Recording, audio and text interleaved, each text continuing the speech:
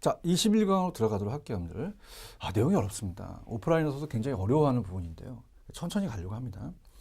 자, 일단은 저를 따라오셔서, 자, 약간 편법, 야매도 있으니까 238페이지 밑에 박스를 한번 보시고, 저는 이제 얘기 들으시는데요.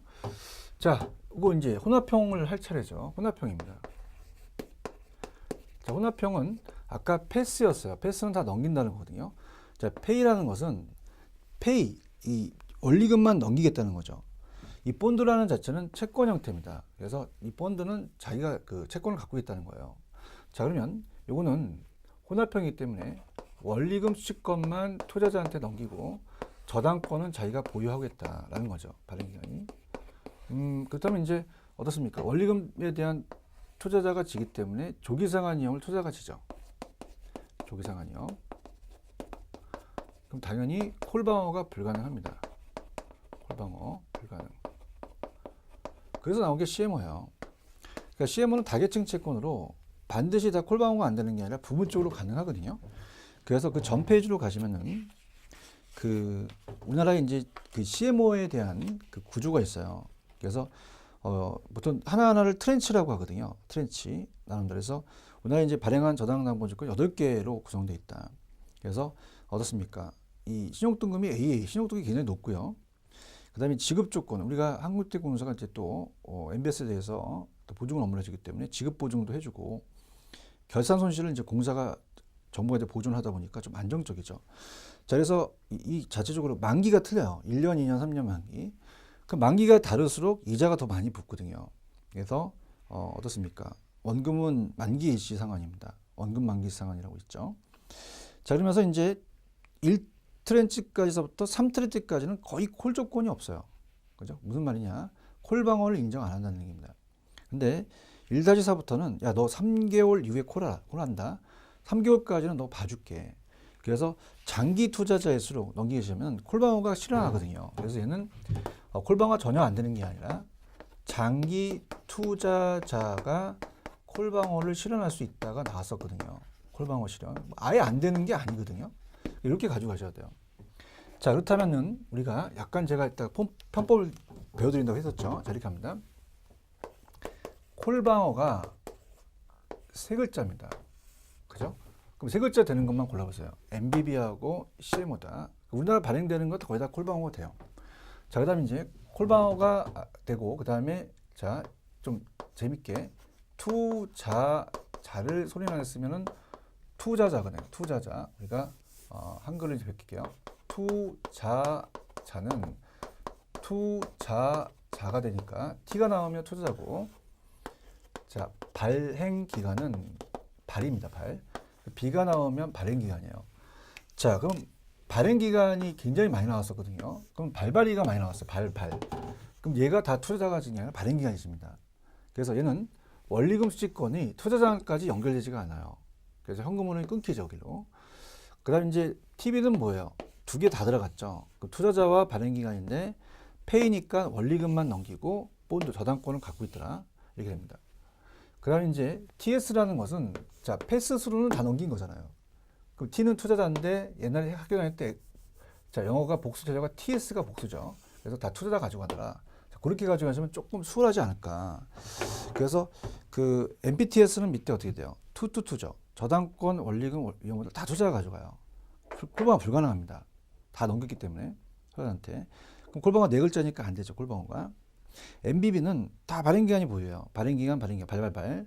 콜방어 가능하죠. 제일 크죠. 콜방어가. 근데 MPTV는, TMO는 발행기간이 저당권을 갖고 있지만 원리금은 투자자한테 주거든요. 조기상환 위험 투자 가치입니다. 그래서 CMO도 증권 발행자가 그 조기상환 위험을 주는 게 아니라 증권 투자자나 주권 소지자, 투자자가 진다는 거. 장기 투자자에서 또 가능하다는 거죠. 그래서 우리가 오른쪽에 콜방어는 두 글자니까 CMO, MBB다. 이렇게 보시고. 자, 위험과 수익이 큰 거는 투자자 입장에서는 TS는 다 투자자가 다 위험하잖아요.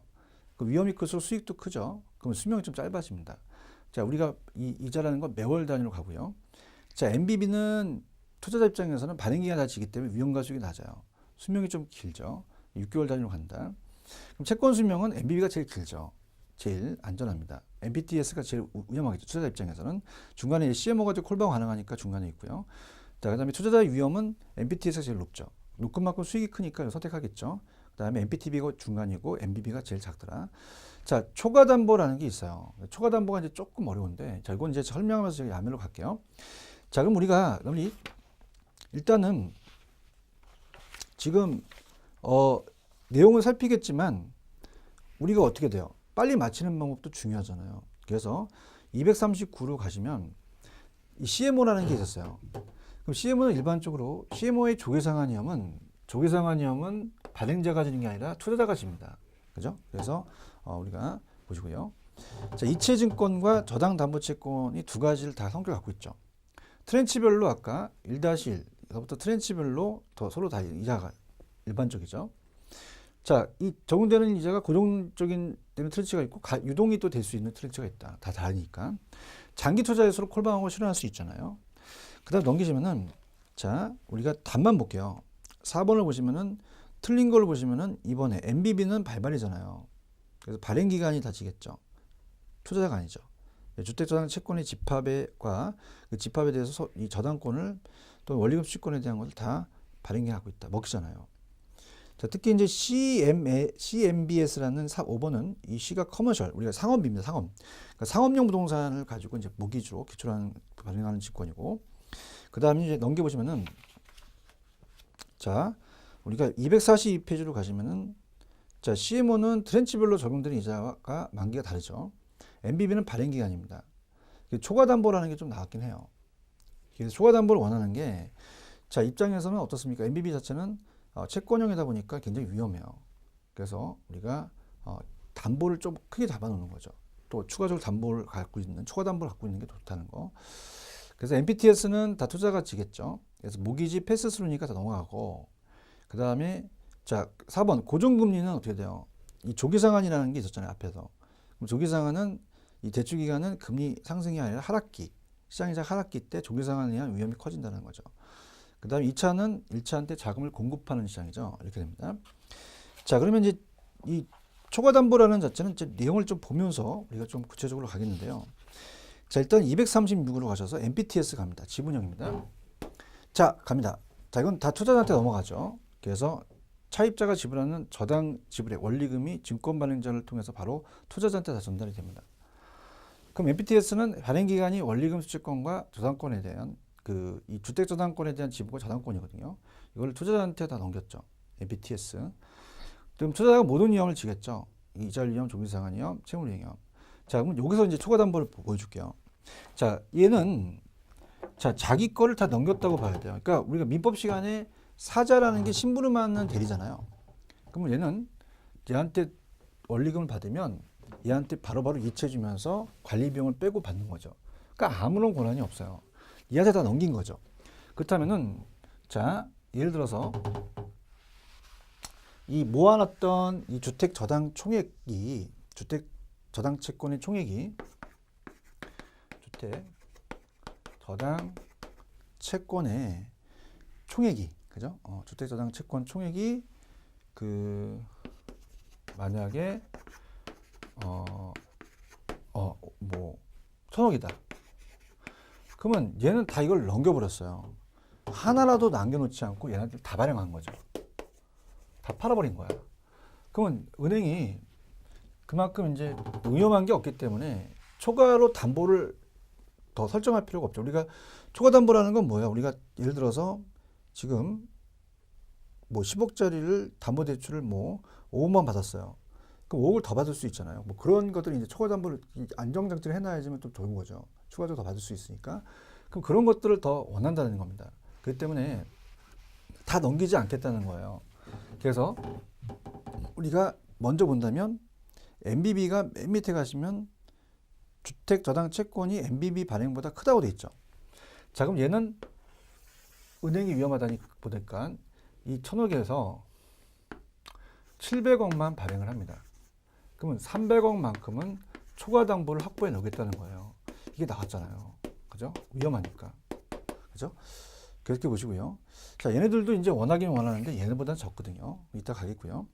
그럼 MBB는 다 발발이잖아요. 투자자에게 이전되거나 이체되는 권력이 없이 발행기관이 자신이 발행한 채권을 투자자에게 매각합니다. 그럼 다 원리금수익권, 저당권 모든 발행기관이 보유하기 때문에 모조당의 차입자와 투자가 현금원이 발발에 연결되지 않죠. 끊겨요.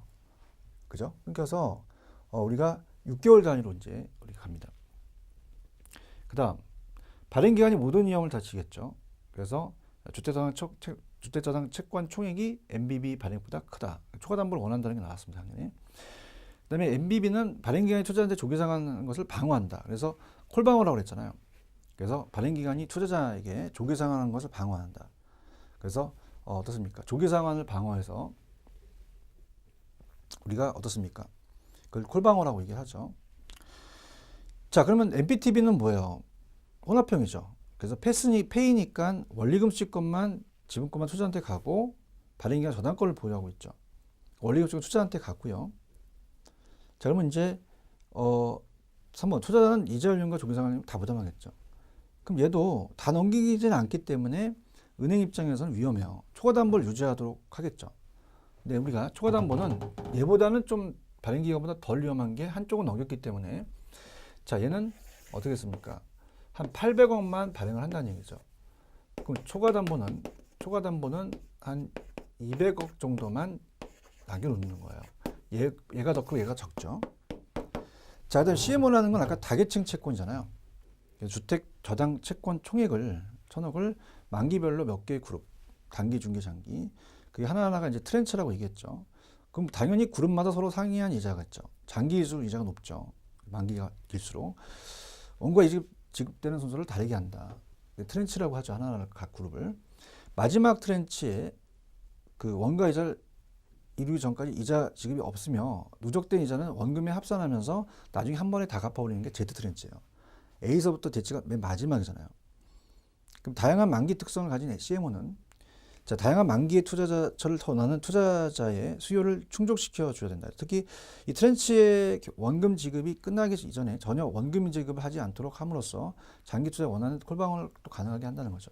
그래서 장기일수록 콜방어가 더 가능해진다는 거.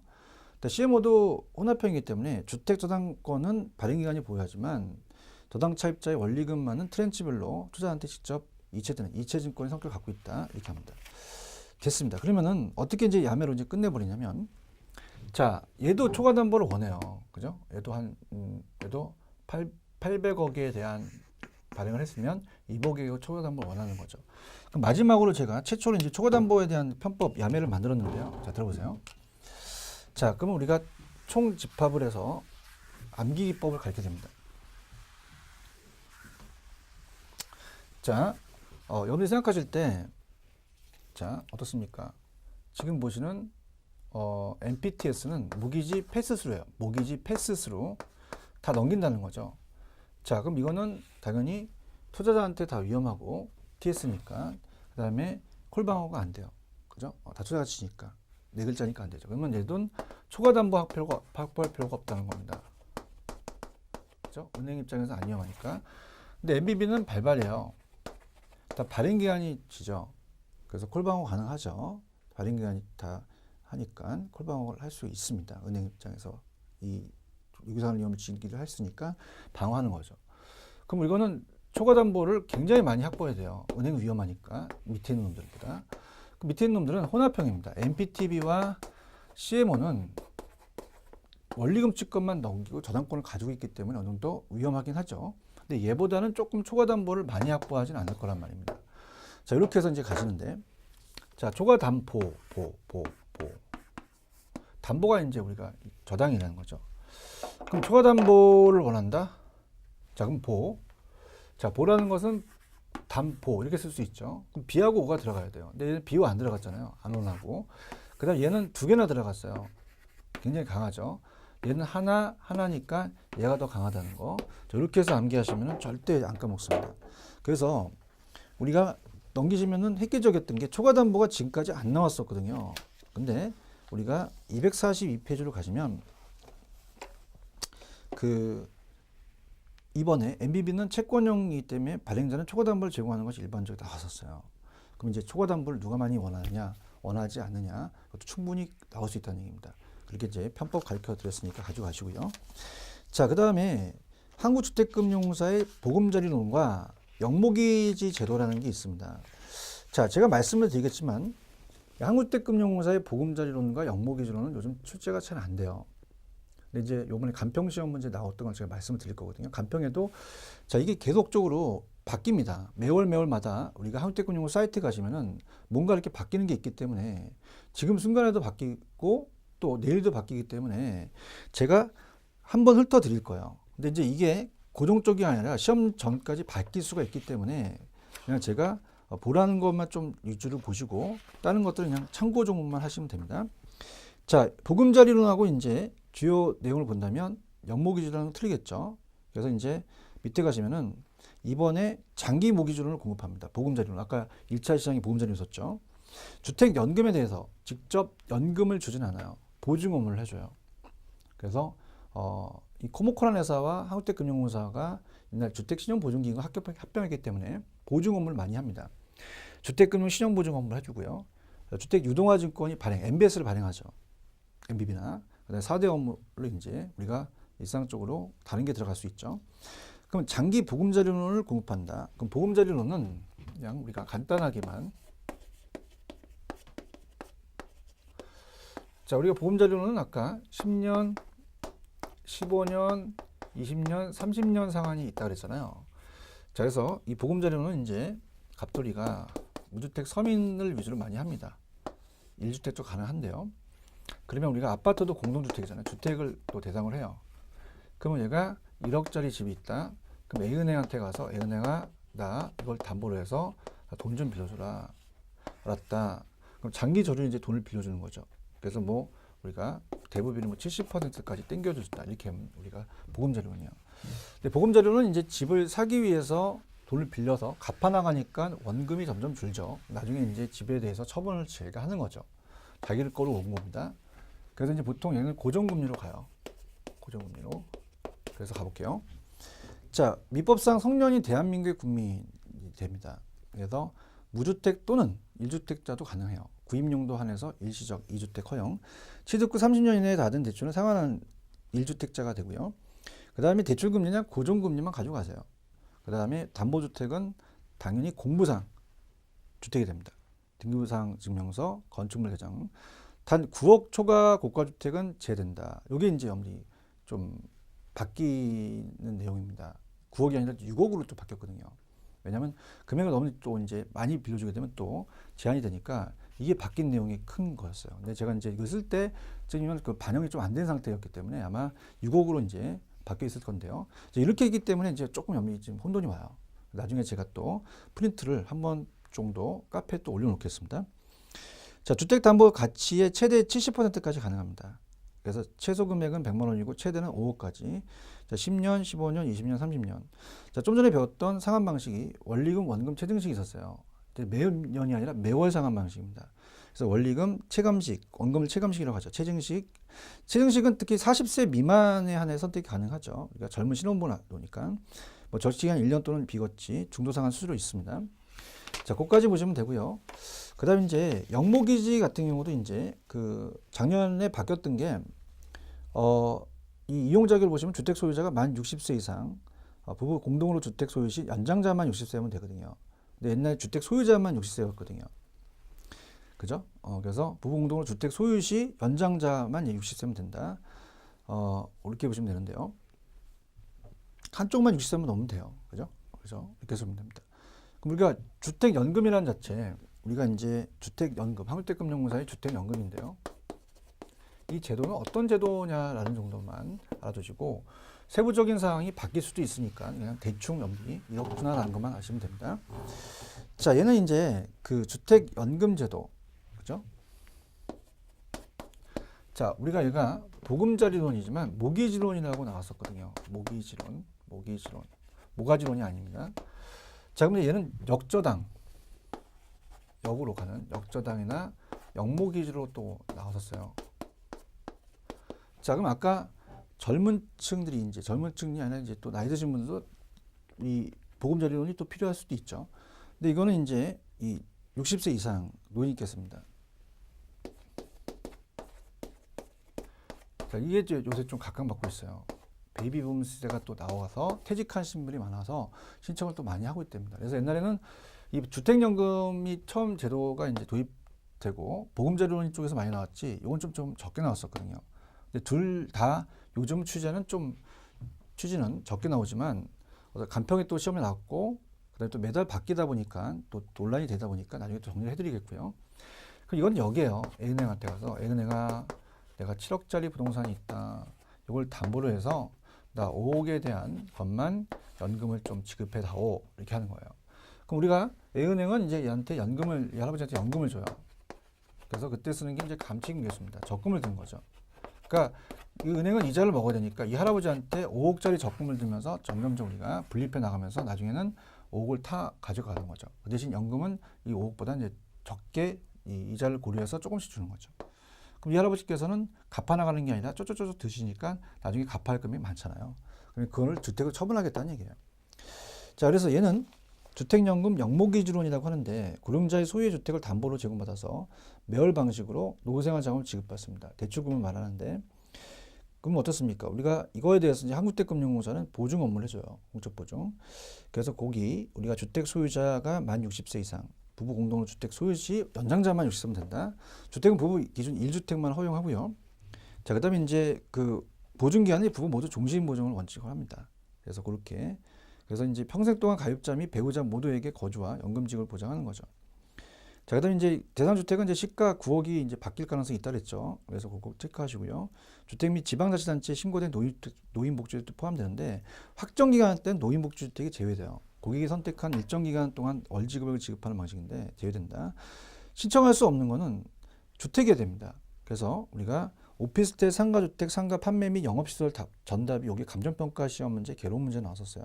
그러니까 그게 감정평가의 개론에 터치할 정도는 아니지만 또 세부적으로 나왔다는 얘기죠. 그럼 대상주택의 권리 침해, 뭐 가압류나 이런 거 되면 안 되죠. 그래서 특히 제한물권 및 보증금이 있는 임대차 계약이 있는 경우는 원칙상 제한됩니다. 제외. 근데 혼합 방식에서는 이제 임대차 계약 시 해지 조건에서 가입이 가능한 것도 있는데, 그건 이따 해드리겠고요. 자, 우리가 가입비가 들어가요. 초기 보증료. 그래서 주택 가격의 1.5%를 최초 연금 지급일로 납부합니다. 1.5도 최근에 이제 바뀌었던 건데 또 바뀔 수도 있어요. 연보증료는 이제 보증자에게 연 7.5%를 매달 납부하는 거죠. 그러면 보증료는 취급 금융기관이 가입자 부담으로 공사에 납부하고 연금 지급 총액, 대출잔액 또 가산한다는 거죠. 자, 우리가 비소급권이라는 자체가 시험 문제 좀 잘 나옵니다. 이거 별표 하나 쳐보세요. 자, 두 가지 경우예요. 자, 우리가 어떻습니까? 두 번째 볼게요. 주택 처분 가격이 대출 잔액보다 크다. 기간경에 따라서. 그럼 상환할 금액이 남아요. 그죠? 그러니까 예를 들어서 5억을 담보로 하셨는데 4억을 타시고 깨딱 돌아가셨어요. 1억이 남잖아. 그럼 이건 상속인한테 돌려줘야 돼요. 그런데 위에 거 대출 잔액이 더 많습니다. 자, 5억을 담보로 했는데 장수라서 6억을 탔어.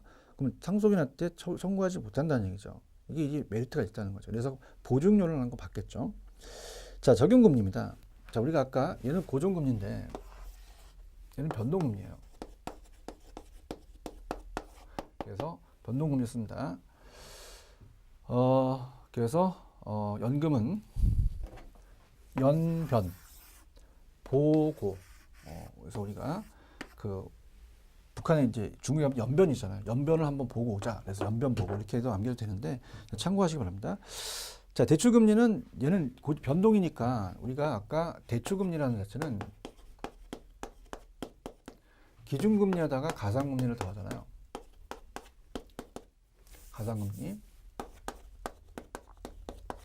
그러다 보니까 기준이 CD하고 코피스가 있었어요. CD는 3개월, 코피스는 6개월인데 둘 다 사용합니다. CD하고 코피스 다 써요. 그 다음에 주택의 연금에 대한 지급, 그죠? 우리가 주택연금은 지급한 한국주택공사에 하는 것이 아니라 금융기관이 합니다. 금융기관이. 은행이 지급해줘요. 그럼 한국주택금융공사는 한국주택금융공사 한주금 뭘 해주냐면, 자, 얘한테 가서 얘가 보증서를 발급합니다. 보증서 발급. 그럼 그걸 받아서 A은행이 이제 보고 대출해 주는 거죠. 그래서 금융위기 대출을 일으킨다는 거 중요하고요. 이 공사는 보증기관으로 역할을 수행해요. 자, 주택연금 언제든지 별도의 중도상환 수수료 없이 전액 또는 일부 정산이 가능하다는 게 나왔었습니다. 자, 보금자리로는 여러분들이 중도상환 수수료가 있어요. 근데 얘는 없다는 얘기죠. 하지만 아직 안 뜬 게 은행은 손해볼 수는 없잖아. 그럼 초기 보증료가 나간 것은 환급되지 않는다는 거죠. 그 다음에 종신 지급 방식은 우리가 평생 동안 수시 인출 없이 매달 똑같이 그냥 금액을 주는 거예요. 근데 혼합 방식은 개별 인출이 허용합니다. 일단 매달 일정 금액을 평생 동안 지급받기 때문에 가능하다. 그 인출 한도가 수시로 지급받을 수 있도록 미리 설정한 금액인데 우리가 이제 의료비, 교육비, 주택 수선비 등이 들어간다면 대출 한도의 50%, 5억이 대출이 그 금액이면 2억 5천까지 가능하죠. 실제 지출일부터 1년 전후. 그다음에 우리가 아까 자칙에서 그 제한 물건 및 보증금이 있는 임대차 계약은 있는 건 제외됐어요. 그런데 자, 지금 노인께서 야, 너 나한테 연금 주기로 했지? 네, 은행아. 그럼 너 나한테 50%만 줘. 이거 임대차 보증금 반환할게. 이렇게 할 수 있다는 거죠. 그래서 그런 것들은 이제 가능하다. 주택연금 시청 시. 자, 그다음에 이제 월 지급액은 뭐 정액, 그다음에 뭐 정률 증가, 정률 감소, 정호박형이 있는데 그냥 참고하시기 바랍니다. 자, 그래서 우리가 보통 이용 기간 중 지급 방식 간의 변경은 가능하지만 월 지급형은 변경 불가능하다. 이렇게만 체크하시고, 자, 부부 모두 사망한 경우, 가입자만 사망한 경우 배우자가 채무인수 계속 이용 가능하고요. 주택의 손실권을 또 상실했다. 그래서 매각 양도로 소유권이죠. 올 재건축할 때, 소실할 때 그런 것이 종료 사유가 됩니다. 자, 그 다음에 이제 세제 혜택 같은 게 있겠죠. 이것도 한번 보시고요. 그 다음에 연금의 계산 방식은 이제 감증계수 썼잖아요. 아직까지 시험지가 안 나왔는데, 그래서 이제 대상주택이 그 3억인데 이걸 설정해서 거기서 저당 기간 10년이고 이자율 12%다. 그럼 우리가 저당 감증계수라는 게 나오겠죠. 계산이. 그래서 그걸 곱해주면 된다. 그렇게만 알아두시면 됩니다. 됐습니다. 그렇게 해서 우리가 나갔죠. 그렇다면은 문제가 이제 앞에 나온 문제랑 좀 연결이 돼요. 그래서 이제 문제를 좀 다 보겠는데요. 247페이지 가시면 부동산 금융과 관련된 설명이 틀린 것은 다른 건 다 맞고요. 4번 영모 기준을 한국은행에서 채권 형태로 발행하는 게 아니라 시중은행에서 이제 우리가 하겠죠. 공사가 보증을 하고요. 그 다음에 2번 문제는 아까 문제랑 연결시키셔야 돼요. 아까 MBB는 자, 투자자가 어떻습니까? 이 투자자가 아니라 MBB 발발이기 때문에 조기상환 위험을 부담하지 않아요. 발행기간이 부담하죠. 그 다음에 넘기시면 이제 작년 문제입니다. 그래서 작년 문제에 어때요? 지금 다 한번 우리가 볼게요. 21회 때군요. 21회 때. 자, 지분 투자는 조인트 벤처와 리츠는 지분 금융이라는 걸 배웠어요. 얘는 출제가 지분 금융이라고 나오지 한 번도 그렇게 출제가 잘 나오질 않습니다. 그 다음 MBB는 투자자한테 전가된다. 당연하죠. 조기상환 다 무기지. 우리가 MBB는 이제 투자자한테 이전하는 게 아니라 이건 틀렸죠. 발행기간이 보유하죠. 조기상환 위험 부담은 투자자한테 전가하는 게 아니라 발행기간이 보유한다. 2번이네요. 자, 유동화 자산은 자산 유동화의 대상이 되는 자산으로서 우리가 채권, 부동산, 기타 재산권을 또 말할 수 있어요. 그 다음에 역저당이라는 자대가 지금 대출자가 차입자의 주택을 담보로 해서 매기간마다 정기적으로 일정을 지불하는 연금 형태로. 자, 대출금이 과도한 차입자의 재물분행 가능성은 커질 위험이 또 크죠. 돈이 많이 빌리니까. 자, 리츠입니다. 리츠는 참고적으로 별표를 한 3개 정도 쳐놓으세요. 그래서 자, 우리가 지금 요 내용이 굉장히 많죠. 그래서 리츠법도 바뀔 수가 있거든요. 그래서 이제 이것도 우리가 바뀔 수가 있기 때문에 자, 하는 데까지 좀 해보는데 자, 들어볼게요. 자, 우리가 한국주택금융공사의 업무까지 봤습니다. 그래서 봤고요. 자, 리츠입니다. 부동산 투자 회사.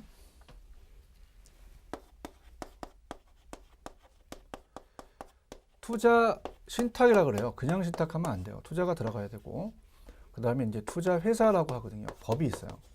이 법이 매번 바뀌기 때문에 중요하고, 리츠는 활성화 안 됐기 때문에 낼 가능성이 높습니다. 그래서 이거는 별표를 3개 쳐놓으시고 준비를 하셔야 되는데요. 일단 이론부터 갈게요. 자, 우리가 영어로 리츠 회사라고 하는데요. 자, 기업 주식을 공모한다는 얘기 들어오잖아요. 공개 모집을 해서 갑돌이하고 을돌이하고 병돌이가 있다. 그러면 얘들 이제 얘한테 어떻습니까? 주식시장에 주식을 삽니다. 주식을 발행하거든요. 그래서 얘도 우리가 어떻습니까? 자기 거를 가지고 융통하니까 지분금융에다 가져가셔야 돼요. 자, 그 다음에 이제 부동산에 투자하죠. 부동산에 투자해서 부동산 소유지분을 가집니다. 자, 부동산 소유지분. 이게 무슨 말이냐? 소유권을 갖고 있어라는 얘기죠. 부동산을 직접. 그럼 이제 이따 문제를 풀어보겠지만은 주거용이 아니라 업무용입니다. 수익이 생겨야 되니까. 오피스 빌딩 같은 데 많이 투자해서 이익이 생기면 배당을 해주라는 거예요. 그래서 배당을 목적으로 합니다. 의무 배당. 그래서 성장으로서 자기 회사를 키우는 내부 유보가 아니라 배당 위주로 갑니다. 그 다음에 이제 앞쪽에서 이제 배웠던 MBS와 ABS 같은 부동산 증권이라는 게 있어요. 부동산 증권. 그래서 아까는 이 임대 수익에 대해서 우리가 그 수익에 대해서 배당을 해줬지만 이건 저당 수익이 나오잖아요. 그래서 또 배당해 준다. 그다음에 우리가 개발 사업에 투자할 수도 있더라. 그렇죠? 그래서 우리가 완전 개발 전문 회사 리츠는 좀 없어졌지만 또 그 경우에 따라서 개발 회사에 또 투자할 수 있다. 자, 그다음 어떻습니까? 우리가 보통 직접 투자가 아니라 이건 간접 투자예요. 간접 투자. 간접 투자를 하다 보니까 자, 갑돌이가 직접 투자하게 되면 어떻습니까? 자, 경기가 안 좋으면 유동하기가 힘들잖아요. 간접 투자인데 주식을 자, 다수의 소액 투자자가 100만 원만 있으면 투자할 수 있어요. 그다음 여기 투자했기 때문에 또 그걸 가지고 돈 자금의 흐름이 돌기 때문에 유동성이 높기 때문에 현금화 시킬 수가 있죠. 그래서 그런 게 진짜 중요합니다. 자, 그럼 들어갑니다. 자, 리츠란 자, 합니다. 그 불특정 다수의 투자로부터 자금을 모집해서 자금을 부동산 소유자에게 소유 지분이나 MBS 투자에서 수익을 투자한테 배분하죠. 간접 투자가 중요해요. 자, 리츠는 증권화 시켰습니다. 그래서 아까 MBS는 저당 채권을 증권화 시켰는데 이건 자기 지분을 증권화 시킨 거죠. 그래서 지분증권, 지분금융이라고 합니다. 자, 그래서 이 증권거래소에서 이제 상장이 돼서 거래가 되고 있어요. 황금성이 높죠. 그래서 리츠는 지분금융 방식으로 배당과 시세 차익이 있지만 우리가 펀드라는 거랑 똑같이 손실을 또 볼 수가 있습니다.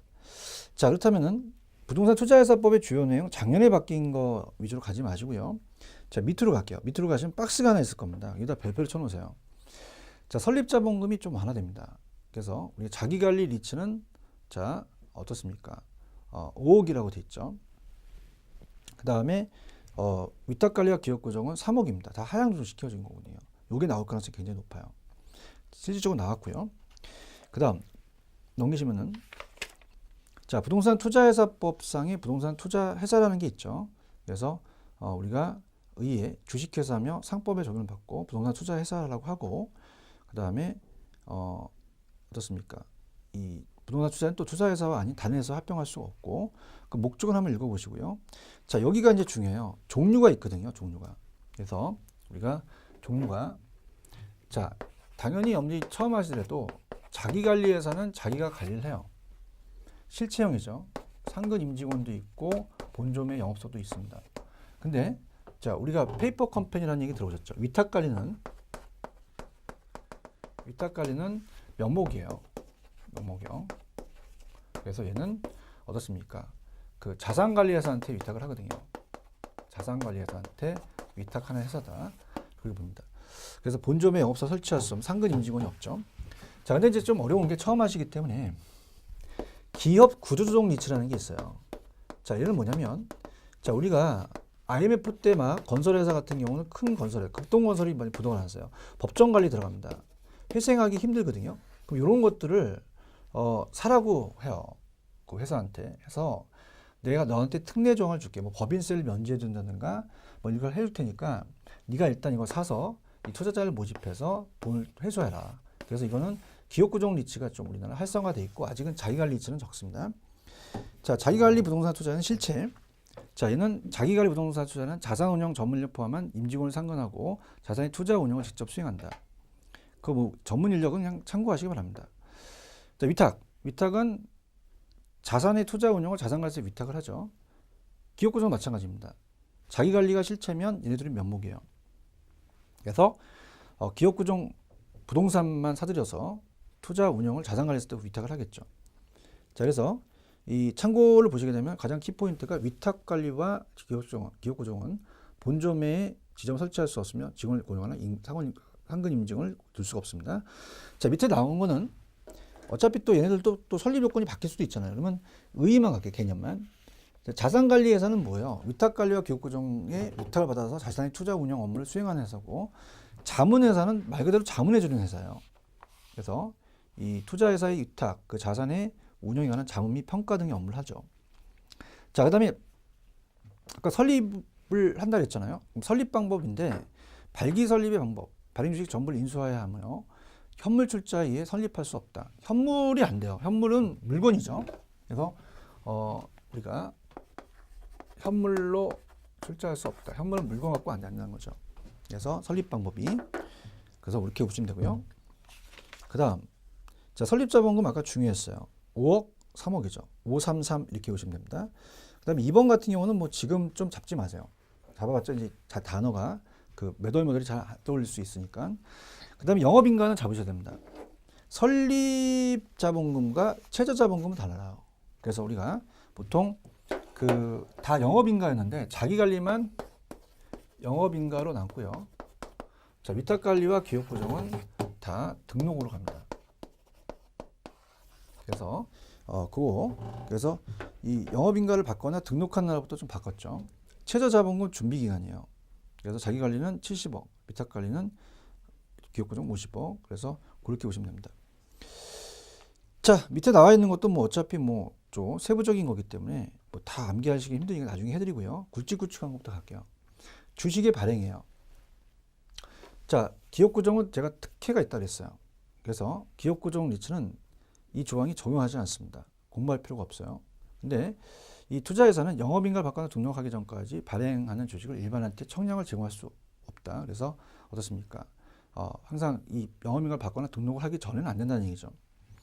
근데 이게 바뀌었는데, 부동산 투자회사는 영업인가를 받거나 등록한 날부터 2년입니다. 2년. 6개월, 1년 6개월을 연장시켜줬거든요. 2년 동안 하시고요. 이 30% 이상을 일반인 청약에 제공해야 된다. 밑에 박스는 참고하시고, 뭐 주식의 분산은 뭐 주주 한 사람당 특별관계에서는 최저 자본금 준비기간이 끝난 후 어떻습니까? 그 1인당 소유 한도가 초과하면 안 된다는 거. 너무 많이 갖고 있지 말라는 얘기죠. 그래서 자기관리는 발행주식의 총수의 30%, 위탁도 30이었는데 연장됐어요. 40으로 예전에. 그 다음에 이제 밑에 참고하시고, 현물 출자는 아까 어떻게 됐어요? 앞쪽에서 발기 설립의 방법으로 하여야 해서 전부 발행 주식으로 인수해야 되고요. 현물 출자에서 설립할 수는 없죠. 근데 자, 부동산 투자에서는 영업인가를 받거나 등록을 하고 나서 최저자본금 이상을 갖추게 되면은 현물 출자가 가능해요. 그 전에는 어렵죠. 자, 주식을 상장을 합니다. 투자회사는 상장 규정 상장 요건에 갖춰서 가는데 지체 없이 주식시장에 주식을 상장해서 거래를 해야 됩니다. 자, 그 다음에 뭐 이 업무 같은 거는 뭐 자산 투자 운영 업무 하는 업무들은 그냥 쭉 눈여겨보세요. 부동산이 취득, 관리, 계량, 처분, 부동산 개발 사업도 하고요. 임대차, 주권의 매매, 금융기한 또 예치할 수도 있고, 우리가 민법에서 배우는 지상권, 입창권 등 부동산 사용에 관한 권리, 취득, 관리, 처분도 합니다. 부동산 신탁에 대한 수익권의 취득, 관리, 처분도 하고요. 자, 부동산의 처분 제한 기간은 기업구정 리츠는 적용이 되지 않습니다. 근데 국내에 있는 부동산 중 주택법에 따른 주택과 주택이 아닌 부동산 1년, 뭐 이런 것들 밑에 나와 있는 건 참고하시고요. 자산도 마찬가지예요. 자, 우리가 부동산에 투자했으면 부동산을 많이 갖고 있어야 되거든요. 그래서 원래는 최저자본 준비기간 끝난 후 매 분기 말 총산의 100% 이상을 부동산 70% 있어야 되고요. MBS, ABS, 부동산 관련 증권, 현금으로 보여야 돼요. 그 중에서 70% 이상은 부동산, 건축물도 포함되죠. 이렇게 가지고 가시는데, 기업구정은 제한이 없다.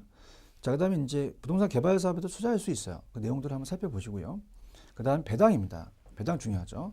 그래서 우리가 그 해당 연도의 이익 배당에 90% 이상 주주에게 배당, 금전 배당 및 현물 배당도 해야 돼요. 이때 이익 중립은 적립하지 않는다. 그 밑에 보시면 이 2016년 12월 30일이라는 거는 지나갔잖아요. 그렇기 때문에 이건 안 나오겠죠. 그 다음에 이제 위탁과 기업구정은 그 이익을 배당할 때는 이익을 초과해서 배당할 수도 있다. 그다음 차익 및 사채 발행도 각각 물어봅니다. 차익 및 사채 발행할 수 있어요.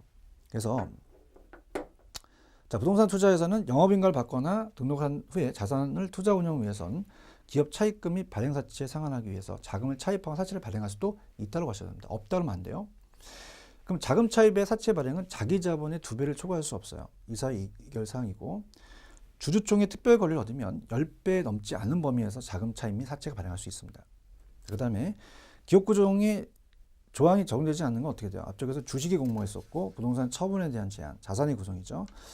자, 그러면 밑에 회계 처리 같은 경우는 이제 간평 시험 문제 나왔었는데요. 작년에 부동산 투자, 부동산 등 자산의 운영에 관해서 회계 처리를 할 때는 금융위원회라는 게 중요합니다. 다른 게 들어가면 안 돼요. 뭐 국토부가 들어가면 안 되죠. 저는 회계 관리, 회계 처리 기준에 따라야 한다. 자, 그다음에 이제 기출 체크 1번 문제는, 자, 우리가 일단은 이론이니까 한번 다 볼게요. 자, 부동산 투자회사의 주식에 투자한 자는 배당에 따른 이익과 주식 매매 차익을 상회할 수 있죠. 그죠? 그 다음에 부동산 투자회사는 자산을 부동산에 투자하여 운영하는 것을 주된 목적으로 하고 투자회사법의 규정에서 설립된 그 회사다. 정확하죠? 자, 그 다음. 자, 부동산 투자회사에 투자하는 경우는 투자 원금의 손실이 발생할 수도 있고요. 자, 우리가 부동산 투자 중 유동성을 선호하는 사람, 바로바로 돈으로 바꾸기 좋은 사람들은 직접 투자보다는 이렇게 상장되어 있는 투자, 간접 투자하는 게 낫다는 거죠. 자, 우리가 부동산 투자 자문회사는 자문을 해주는 회사예요. 그래서 부동산 개발 관리 처분 업무를 하는 게 아니죠. 그 위탁을 받아서 우리가 자산 투자 운영에 관한 자문 및 평가를 한다고 해야 되죠. 자, 정부가 리츠에 대해서 도입한 정책 목표에 관한 설명도 틀린 것은, 자, 리츠를 도입하게 되면 소액 투자자 일반 국민들도 투자 기회가 확대돼요. 형평성이 나타나고요. 그 다음에 부동산에 대한 건전한 투자 활성화가 되겠죠.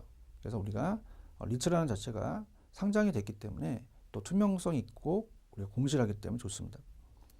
기업 구종 리츠는 아까 부도난 회사 같은 구조조정 지원을 해주고요. 그 다음에 아까 상장이 됐으니까 투자보고서 공시 등 이 투자자를 보호할 수 있어요. 근데 채권에 대한 주택자당 채권에 유동화는 투자회사 제와는 상관이 없어요. 앞쪽에서 배웠던 자산 유동화에 대해서 우리가 한국대금융공사법에 의해서 유동화되는 규정이지 여기 들어가면 안 됩니다. 정답은 4번이고요. 자, 이렇게 이론이 나올 수도 있어요. 법이 아니라. 그 다음 3번. 부동산 투자회사의 현황에 관한 설명 중 옳은 것은 주거용보다는 업무용에 투자한다 했고요. 그 다음에 아까 기업구종 리츠 수가 자기관리보다는 더 많다 그랬습니다.